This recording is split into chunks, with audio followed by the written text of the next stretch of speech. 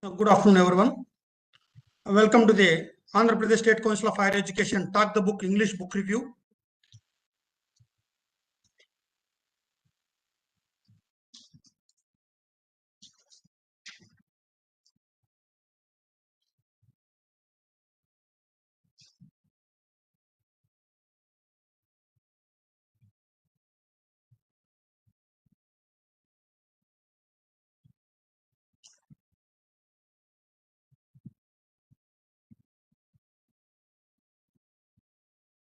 Sir, voice is not audible.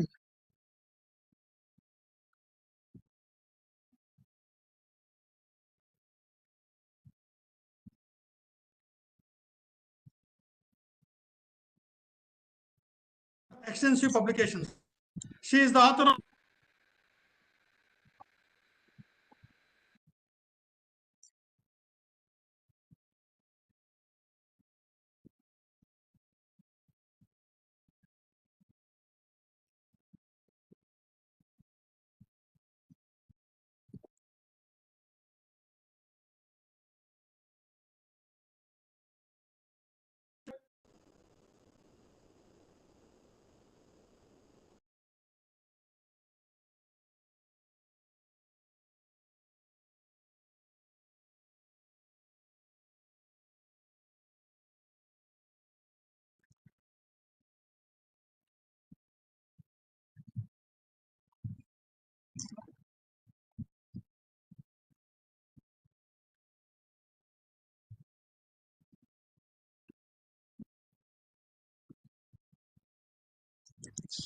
Madam.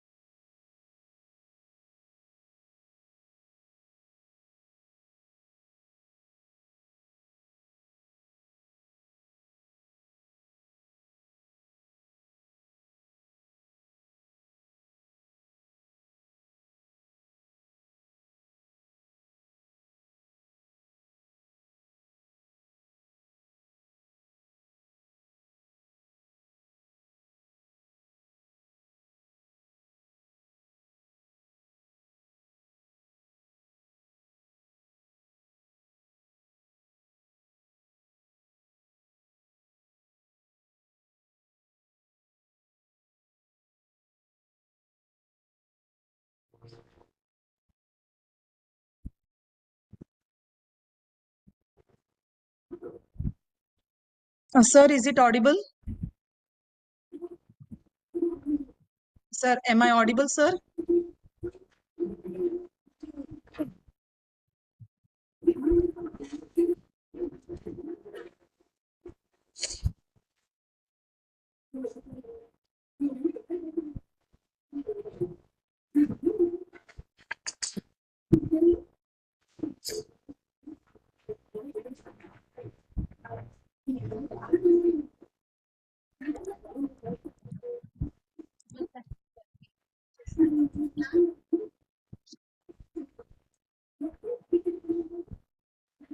So, is it audible, sir? Can I start?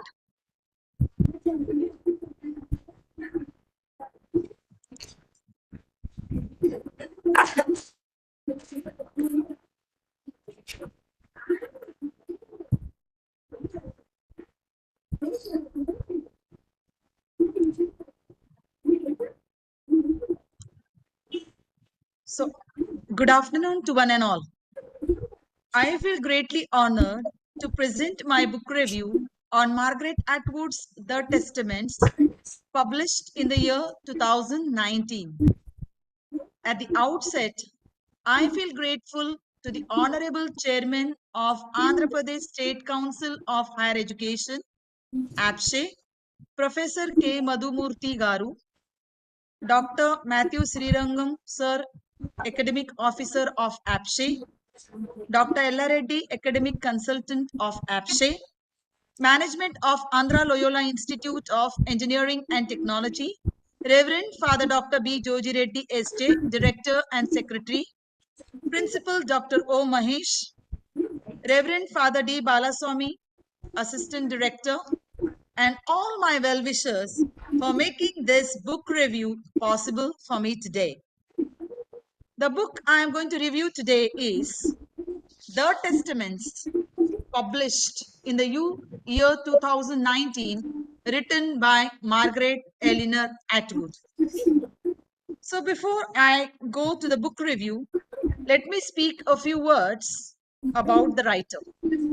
Margaret Atwood is a well-known figure, a literary figure to every one of us. She is the most distinguished and versatile genius of Canada's literary elite.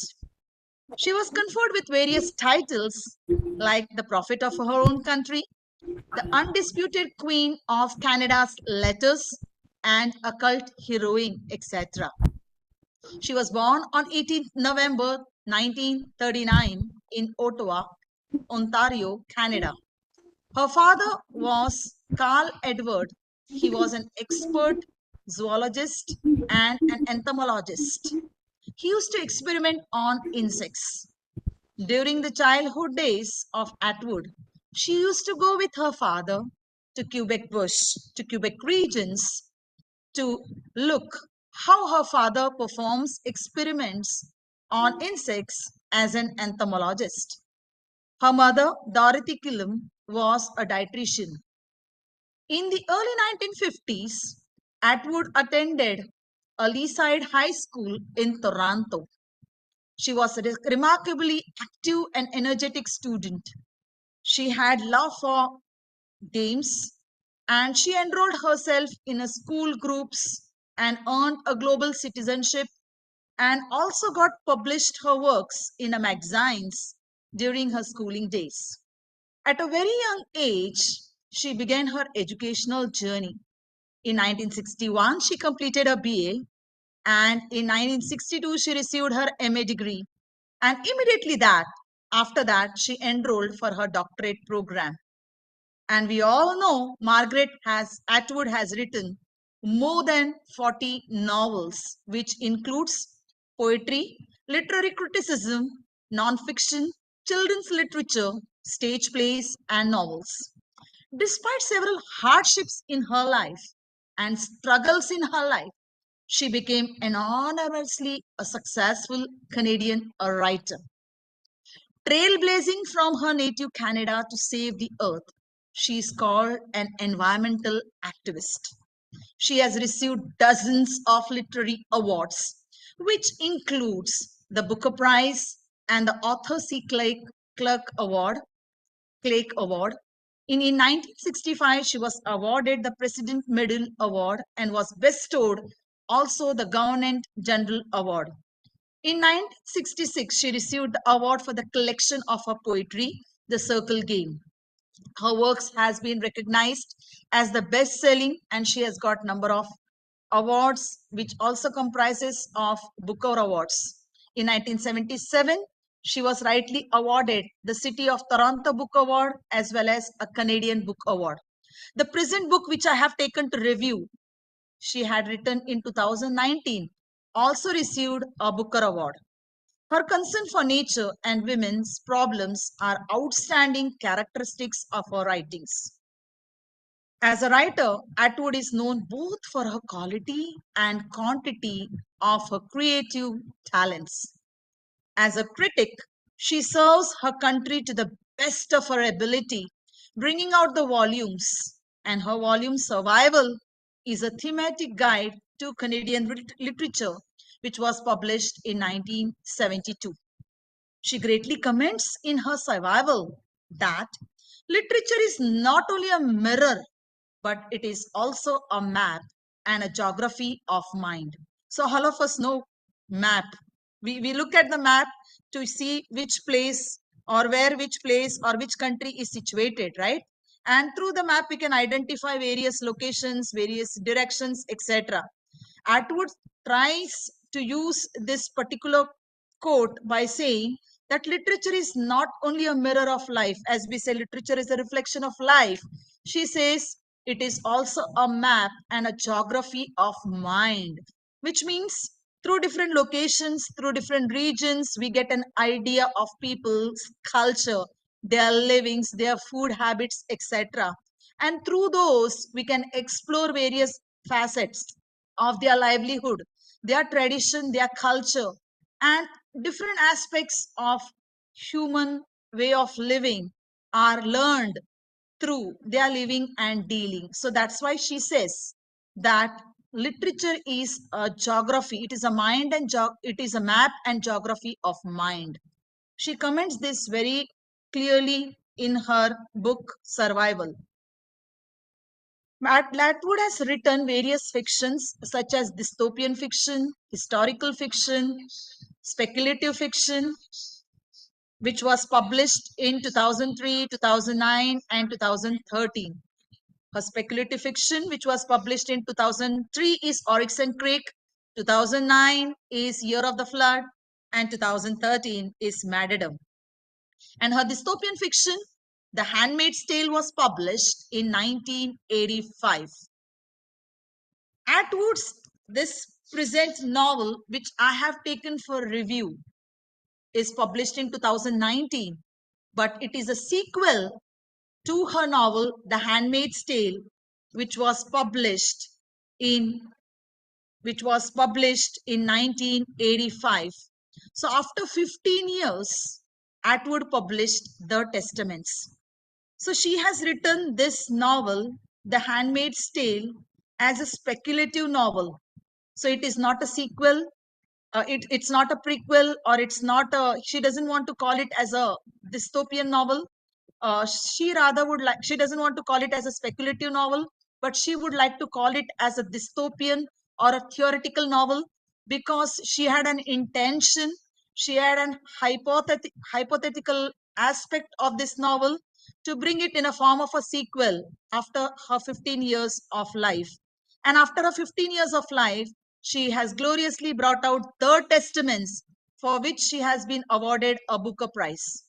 Now we can see the characters of The Handmaid's Tale are well reflected also in this particular novel, The Testaments, in 2019. Now, first of all, we need to understand The Handmaid's Tale in order to understand the Testaments, because the background to The Handmaid's Tale only serves as a background to the Testaments. So here we can see in Handmaid's Tale, which was written in 1985, Atwood has coined this term as speculative fiction, but calls it as a dystopian, or a kind of a futuristic novel, a kind of a dystopian tale, in order to bring awareness of the dangers of pesticides or dangers of environmental disaster and its consequences on human society. Atwood was inspired by Geoffrey Chaucer's Canterbury Tales, and she has taken this as an example to take the idea of tale to incorporate in her novel. So therefore, she calls it as Handmaid's Tale, as Geoffrey Chaucer has used, a nun's tale, and we can see different kinds of tales. Geoffrey Chaucer used this particular idea in order to, bring out his Canterbury Tales. So Atwood also got an idea from Geoffrey Chaucer, but ultimately she has an idea to present her protagonist in a very solid manner. She wants to bring out the exploitation which is caused in the theoretical society, a kind of a society which was created, and she tries to bring out the problems of women. This particular novel, The Handmaid's Tale, has received Author C. Clake Award, that is in 1987, the Nebula Award, the Booker Prize in 1987, and lot many awards. This particular novel, The Handmaid's Tale, explores various themes, especially the environment degradation, especially with regard to the birth rates and the patriarchal domination. And we all know through this Handmaid's Tale, some of us have seen, watched as a movie, and now it is also going as a as a serial, a TV serial show, and even the Testament is taken as a TV serial show. And this particular novels, both the novels, The Handmaid's Tale and the Testaments, are very popular, and people try to gain a lot of insights. They try to become aware of various aspects which Atwood has sent as a dangerous signals to warn the human race of the destruction to the human race, especially the ecology and the environment. In The Handmaid's Tale, Atwood speaks of the early Puritans who came to America to establish a new theocracy.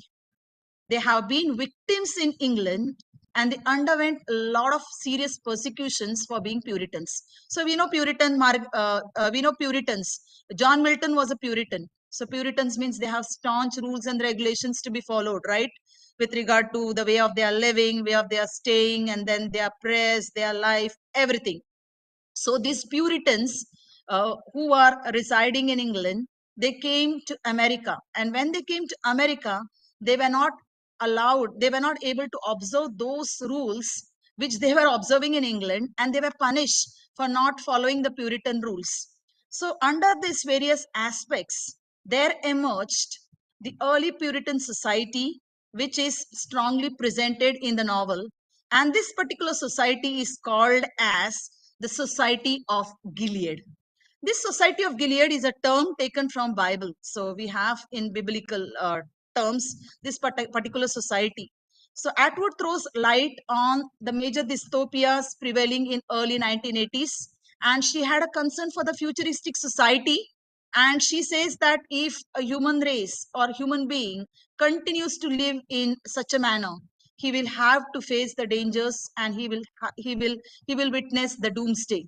So she has witnessed the realities such as industrial pollution, AIDS epidemic, nuclear power accidents, surrogate parenthood, conservative birth rates, etc.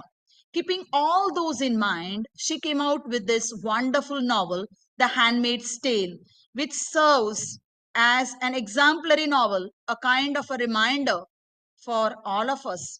Especially this novel can also be viewed from ecofeministic perspective, from ecological perspective, and also it brings in the theme of identity. This particular novel is set in the closing year of Christian Million. We can see a lot of ecological disasters occurred in United States, and it had a major impact on the society and its systems, such as one of the disasters such as the earthquake in St. Andreas, California, which caused the explosion of the nuclear plant. And because of the explosion of nuclear plant, we can see that there were the dangerous rays which were emitted, and it brought ruin to the human beings.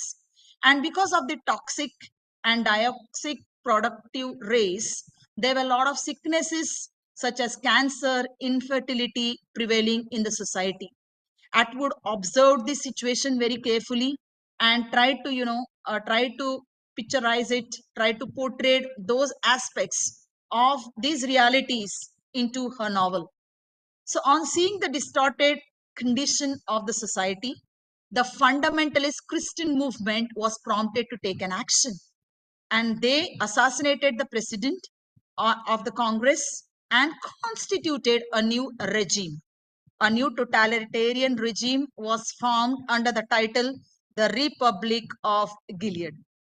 This particular regime is referred in The Handmaid's Tale, and it was supplanted as the democratic government of United States after the coup d'etat, that is the name taken from Old Testament, from the book of Deuteronomy. So coup d'etat is an act. It is an act, it is a violent act which was observed by this government, and it was thrown, and the Republic of Gilead had taken control over this. So this Gilead also, it has a connection to the Bible. Especially we can see the connection to the promised land. As God shows to his prophet Moses, he shows a place. He says that I will give you a new theocracy, I will give you a new church, I'll give you a new state, I will give you a place, a land which will be fertile, which will bear fruit. It will not be barren. The soil will be abundant, and it will bear harvest. It will bring forth harvest in leaps and bounds. So this is a promise made by God to Moses. In metaphoric sense, this particular aspect of the name Gilead is attributed by Atwood in this novel, The Handmaid's Tale. Now, The Handmaid's Tale completely is told through a first person narrative, through a person called Offred. She is the main protagonist, and it is created in the new society, new region, that is called the Society of Gilead, which is completely controlled, by the fundamentalist. Now, who are these fundamentalists? So fundamentalists are the upper class people, along with their along fundamentalist, a commander, along with his wife, who is not able to bear children because of the nuclear power explosion, because of the dangers of the emitted gas, and the dangers of the toxic things, which the toxic chemicals which were emitted in the environment. They became unfertile, and they were not able to bear children. So the handmaids, the others, those who were able to bear children, they were taken as handmaids to this place called Gilead. And this particular novel revolves around a story of Offred. It is told in a first person, and Offred tries to tell how she was snatched away from her husband and her 8-year-old daughter, and she was taken as a handmaid.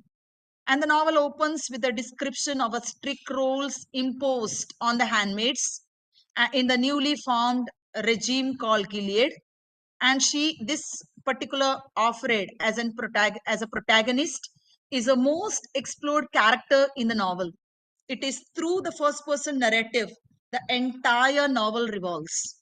So at the very outset of this Handmaid's Tale, we can see how she is forcefully separated. She is taken to the Red Center, that is in the new regime called the Gilead, and she is asked to bear children for commander and his wife, who are barren. A commander, his wife is barren.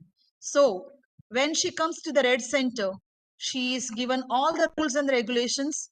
She has to undergo a kind of a ceremony by having a kind of a close relationship with the commander, and she will be given 3 months time, and constantly she will be shown a window, and through a window she will be shown 3 men hanging on the wall, and on the other hand she will also be shown a picture of the women who are barren and who are asked to collect the toxic waste till they are succumbed to death. So Offred is the main protagonist who observes everything, who tries to undergo a lot of pain and agony, and she is not able to bear that kind of new theocracy in this regime, in the new created regime, that is the Society of Gilead. She undergoes a lot of pain, and the commander's wife, named Serena Joy, tries to entertain her and tries to warn her time and again that she is here only to bear children. And after she bears her child and gives to the commander and wife, she has to, her duty is over. But Offred is not able to bear children, and she tries her level best. She tries to escape. At times she tries to look at the garden. She tries to see how she can be one with the environment. So the concept of environment, that we call it as ecofeminism, comes to a picture. So what is ecofeminism? Ecofeminism is a parallel link between a nature and a woman. Both nature and a woman undergoes a suffering. Now both nature and woman has a quality of offspring giving birth. Nature gives birth, woman gives birth. So both share the offspring. So likewise, a woman is controlled by a man, and nature also is dominated by a man. So this idea of ecofeminism comes into a picture. So we can see the theoretical aspect of ecofeminism very much presented in the novel, wherein she tries to at times escape, look at the garden, tries to connect herself, look at the distorted environment where the other ladies are collecting the toxic waste and are succumbed to death. So she tries to connect herself, her life, and she feels so suffocated. She tries, even tries to escape, but she couldn't escape from that particular regime of Gilead, a new theocracy with lots of rules and regulations, which are framed by the fundamentalist, which are framed by the commander and wife, and various ladies taken as handmaids to bear children for this upper class people.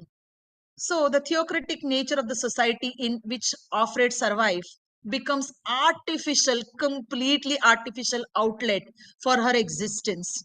The narrator finds it very difficult to pull up the tragic dilemmas and experiences which she undergoes. Her deep desire for her self identity is completely seen in the novel. The empty room at times she experiences as a symbol of her emptiness, her brokenness, and the drastic situation which she undergoes also shows her crippled nature. And she realizes that her purpose in Gilead is not to be a slave, but she has to go to the nature and she has to bear fruits. She has to be a blessing to the world because of all her talents, all her abilities, and all what she is blessed with. Offred struggles and struggles inside this atmosphere and longs to see the garden, longs to get the fresh air, and longs to be completely by her own, or be with her own self. So despite her past memories, she faces a lot of realities and a lot of stake situations. And she is so much disturbed by the attitude of fundamentalists who are very strong. And we have another characters. There are a few handmaids also shown, like Aunt Lydia, who is shown as a dominant figure. So Aunt Lydia is one of the characters, again created by Atwood. As you know, she dictates the rules and regulations, time and again reminds these handmaids of their duties towards the commander and their purpose of coming to the red center. And Atwood tries to feel so suffocated. She tries to, even feels escaping from the entire situation. So at the end, Offred slowly tries to gain favor of commander, and she becomes the apple of eye of the commander. And because commander permits her for the activities like the other handmaids were, avoided, like secretly meeting him secretly, reading some magazines, looking at the garden. So these were the activities allowed for Offred. But on the other hand, the other handmaids which were already existing in the society of Gilead were not permitted even to read a magazine. They were not allowed to meet commander secretly, and they were not allowed for any other social activities. And at the end, Serena Joy, his wife, identifies that Offred is becoming very close to her husband, commander, and she tries to blackmail her with her daughter's photograph, and she forces her to fall in love with a Nick. So Nick is again a policeman who is who takes a very active role in a May Day celebration. So May Day is a kind of a celebration which they organize in order to trace out the difficulties faced by the handmaids in the society of Gilead and try to liberate and break all the rules of the Gilead. So finally, Serena Joy tries to help Offred go out of the Society of Gilead and become and to be unite with Nick, a police officer. And later she becomes pregnant with the Nick, and she tries to run away and escape from the Society of Gilead. The novel comes to an end with this story of Offred. So this is all about the Handmaid's Tale. We have a few characters given over here. And unless and until we understand Handmaid's Tale, we cannot read the latest novel, The Testaments. So the Testament name itself is a witness. And finally, Offred goes to the happy environment. She becomes self-realized. Self-realizes. Of course, she loses her husband and her daughter in reality. But finally, she lives her life with a police officer, Nick, and she tries to escape and she goes to the happy environment. So at the end, she is able to self-realize. At the end, she is able to be liberated. And her Serena Joy, commander's wife, helps her to attain that self-realization. And from the historical notes which Atwood has written in The Handmaid's Tale, we can identify the ideology or the idea which Atwood had on her mind in order to create the Society of Gilead and in order to bring these historical aspects in this novel. Now, coming to this present novel, The Testaments, it is around 400 pages. This is a novel. It has 27 chapters. And we can see not Offred, because Offred already escaped, but the other characters, subtle characters like Aunt Lydia. So Aunt Lydia was present in The Handmaid's Tale. She is a very powerful and an influential and a dominant lady in this particular novel, The Testaments. And her primary duty is again to warn all the handmaids of their rules and regulations. So this particular novel, The Testaments, opens with Aunt Lydia saying to herself that like a statue I stand. And she tries to say, the second line goes, a statue is only made after a person's death. So she tries to connect herself to her dead, to her death, because she doesn't live her life. She doesn't live her life naturally. She has to live artificially. She is dictated all the rules and regulations by the commander, and as per the rules and regulations given by the fundamentalist and framed by the Society of Gilead, they have to dictate it to the other handmaids. So she tries to be so, she tries to console herself and says that, am I like a statue? I'm just like a statue, and then my life over here in Gilead is nothing. But she has an idea. She is a very powerful figure on her mind, though she presents, though she tries to speak all about her rules and regulations. In the heart of heart, she wants to liberate all the handmaids there, very much existing in Gilead.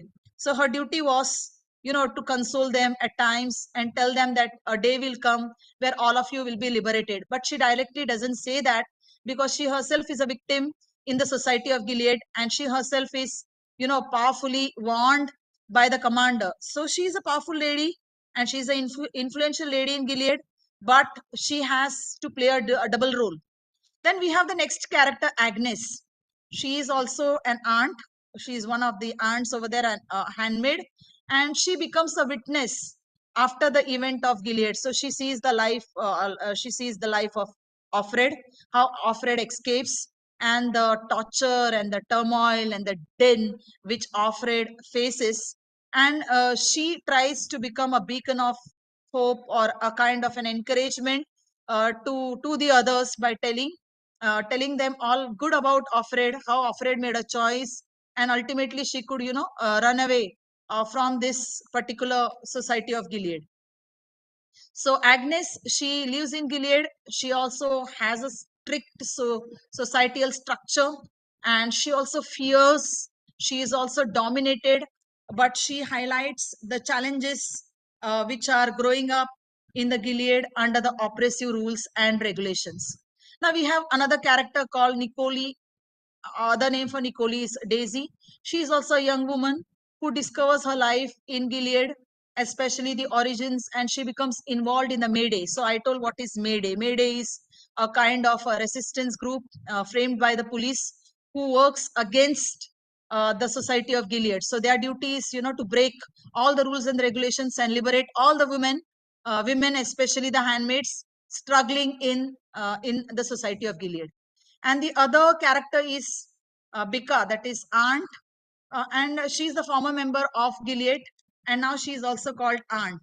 And there is also a commander called Jude, and this commander is in Gilead, and he is involved in various events related to the resistance. And we have the last character called Nicoli, and this character is also a part of Mayday resistance. They try to, help those handmaids and try to see that the handmaids are liberated from the society of Gilead. So these are actually the main characters which Atwood has strongly portrayed in these 400 pages of the testaments are three, that is Aunt Lydia, Agnes, and Daisy. So all three have experienced the difficulties, exploitation of women, and they have self-realized the difficulties and the dangers of staying in the society of Gilead. So they are not able to live that kind of life, because every person created on this earth is created with a definite purpose. And Atwood tries to say, when a person is created with a purpose, who are we to dictate rules and regulations? Who are we to make somebody a kind of an artificial being? Yes, rules and regulations to be observed in certain places under certain conditions are okay, but certain rules and regulations, if it goes beyond the expectation of a person, then that person becomes exploited. He or she loses his or her originality and becomes something called duplicate rather than original. So these kind of characters try to present their difficulties. They try to send the dangerous warning signals about the exploitations, about women being in the clutches of men, asking them to redeem them and liberate them, and ultimately find their own comfort and solace. Lots of themes are recurred in these novels. If you try to look at this particular novel, there are a lot of themes. Even in Handmaid's Tale, if you see, there are lot many themes. As I told you, that there is an environmental theme, and here also we can see environment which is destroyed and destructed. So because the environment is destroyed, there are all the dangerous chemical rays emitted.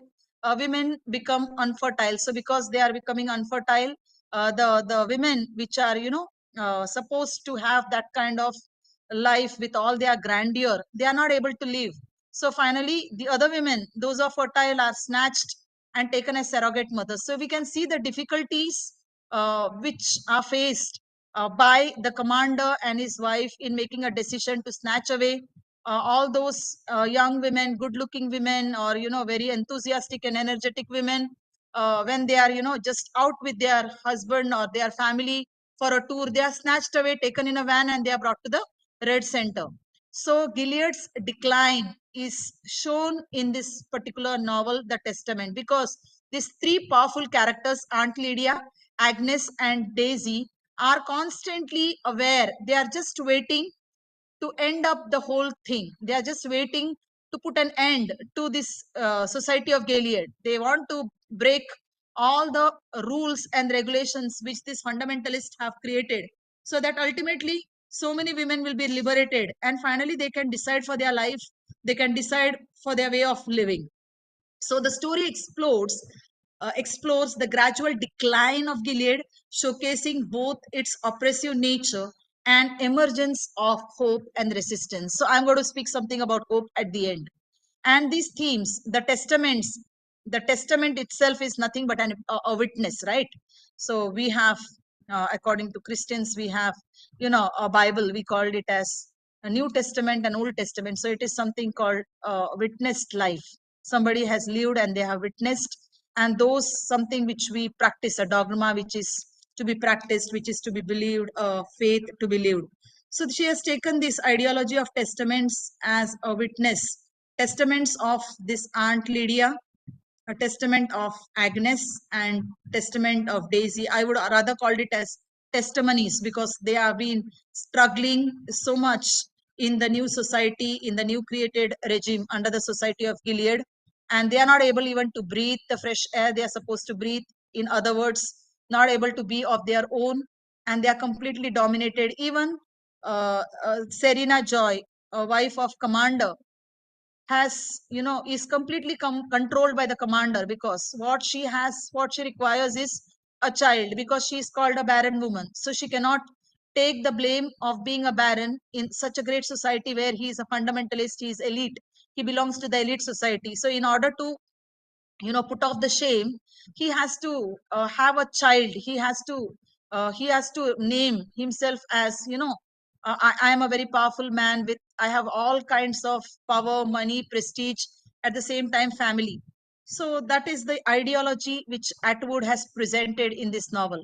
The Testament examines the theme of power, oppression, resistance, survival, resilience, and the human spirit in the face of tyranny. And we can see the characters, these three characters, Aunt Lydia, Agnes, and Daisy. They are all complex characters. They are all influential characters, because we have seen those characters. They were not major characters. They were only minor characters in Handmaid's Tale. Of course, Aunt Lydia was very powerful because she was continuously a reminder. Uh, she she was used as a mouthpiece by the commander and his wife. And in this particular novel, the testaments also, she becomes a mouthpiece wherein she tries to a kind of a savior. She tries to save lot many women, but she wears a mask. She cannot be of her own self. She cannot directly liberate women, but she has to take care of her life, because she needs to protect her life first in order to give life to the other women. So here the idea of a woman who is contented, a woman who is strong, a woman who is self-reliant can be a blessing to the other woman. So a woman who cannot have a balance, who tries to find fault, or who tries to follow the mock mentality, cannot be a blessing to the other women. So these kind of thematic expressions are also very clearly narrated in the story. And on the other hand, I also have taken the idea of social justice, right? So these women who are struggling, even the women, those who are in the environment, right, they are called as women. They are thrown into the society, especially they are thrown into the environment which is completely polluted, which is completely filled with the toxic waste. And they try to collect the toxic, they are forced to collect the toxic waste till they are succumbed to death. So that also indicates social justice, right? So indicate social justice means your Aunt Lydia trying to help both the handmaids, those who are in the society of Gilead, and on the other hand, the picture, a very bad picture of the dangerous environment, which is just back of the uh, uh, Gilead, which is represented as, for all those kind of mothers, those who are unable to bear children are thrown into the environment to collect the toxic waste. So these themes are very powerful, revolving around the novel, and we can see the character of Aunt Lydia. She has a clear-cut idea and a focus. So she has a focus of what she is going to achieve, what she is going doing there, and she has seen the entire story of Offred. She has witnessed, and she never made any kind of problem, or she never was a restriction to Offred when she escaped, when she fell in love with a police officer called Nick, and in the celebration of May Day, she escaped. So, in fact, she witnessed that, and she tried to draw an inspiration that she should be a liberator for the other women who are also finding difficult, or who are facing all kinds of complexities and difficulties in the society of Gilead. And at the end of the novel, we can see a ray of hope, a rebellion and hope. So these are two sides of the coin, rebellion and hope. So where there is darkness, there is light. Where there is day, there is where there is night, there is day. Where there is, it is just the opposite side. So after winter, there is a summer. After rain, there is a sun. Or you can call it as different things, right? Dark and white of the coin, or dark side or the bright side of a coin. So rebellion and hope are portrayed on both the ends. So Atwood is trying to play a kind of a topsy-turvy game, and trying to make aware the human race which has gone astray, wherein a lot of atrocities are going on about women. We can see a lot of women are taken for granted, they are exploited, they are not given any kind of freedom. And we have seen this lot many women's group and lot many, you know, women movements have been started, and then we see ecofeminism, we see women liberation movement, etc., chipko movement. We can see with those connected with the nature, those without nature, feminist movement, etc. So she tries to bring in the idea of rebellion. At the same time, on the other side of the coin, she places as hope. Hope is the only only only word which make a human to live a little more. So at the end of the tunnel, a person should be able to see a ray of light. At the end of the tunnel, a person should be able to see a ray of hope. And the novel portrays the growing rebellion against Gilead's oppressive regime, offering the glimpses of hope that one day definitely the society of Gilead will be completely destroyed. All the fundamentalists, those who are framing rules and regulations, will be completely destroyed, and they will bring in good ideas. They will also give equal opportunities to women. They will also consider life to be lived in fullness and as whole as it is, designed or destined to be lived. And let me share, before I close, let me share my experience of my recent trip to Italy. So that is also called Pilgrim of Hope. So I saw lot many pilgrims, hundreds of pilgrims there in Italy, and each one was, they had come over there with the ray of hope, because for us this is a jubilee year and we are commemorating this particular year as a year of hope.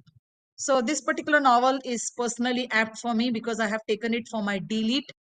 And as I'm exploring each character like helping, trying to liberate somebody, trying to make them free, trying to give them good life. Ultimately, man is asked in this society to encourage the other, to make other person happy. So Aristotle rightly said, man is a social animal and we need to live in connection, right? We cannot live like an island, but we need to live in a connection with other human beings, or we need to make this world a better place. So if we want to make this world a better place, we need to assure others of the ray of hope, as Atwood has very clearly portrayed her dystopian vision as very clearly with the four words hope. And hope is only the reason for all of us to live. And if you ask any child, what makes you to study, and then that person says that I would like to become so and so. If you ask any woman what makes you to work, she will simply say I am working because I feel there is hope. So in every person's mouth, there is a word called hope, and all of us live and exist in this society with hope.